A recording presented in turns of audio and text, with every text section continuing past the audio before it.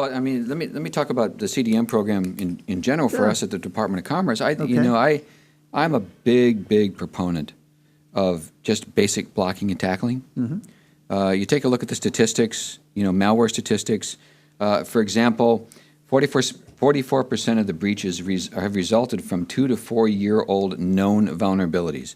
That's almost half of the vulnerabilities, that are from known vulnerabilities. And there have been several of these kinds of situations that we read about in the newspaper. I won't mention them specifically, but they're vulnerabilities that were not patched, the operating systems were out of date, those kinds of things. When a major software company puts a patch out, they don't want negative information about their software Of course not. so a patch is negative. So when they put one out there, they know it's serious and it needs to be taken care of. There's another statistic: 99.3% of the malicious files reuse known URLs for command and control. So the point here is that if you can do the basic blocking and tackling, block the URLs that need to be blocked, and the known vulnerabilities, you take care of the known vulnerabilities, you're going to go a long way towards a mature cybersecurity posture. I believe the CDM program, and we found this at Department of Commerce, helps us with that basic blocking and tackling, if you will.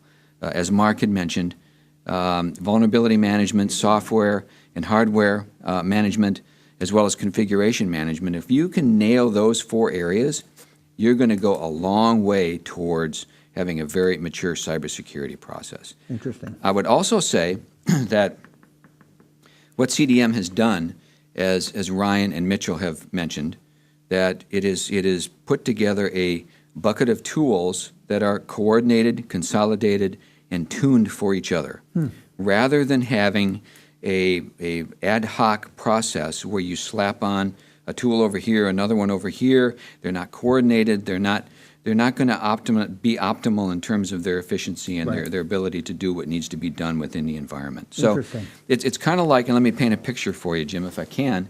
It's kind of like the Winchester House. Winchester House is in California, the Winchester heiress to the Winchester gun fortune.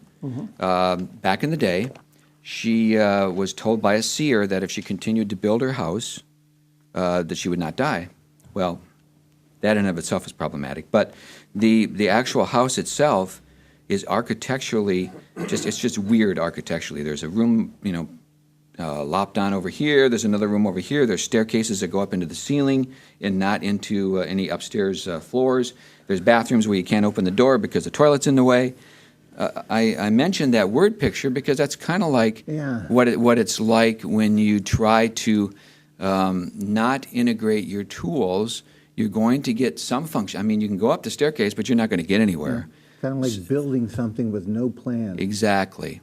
So my point on this is that the CDM program is a plan.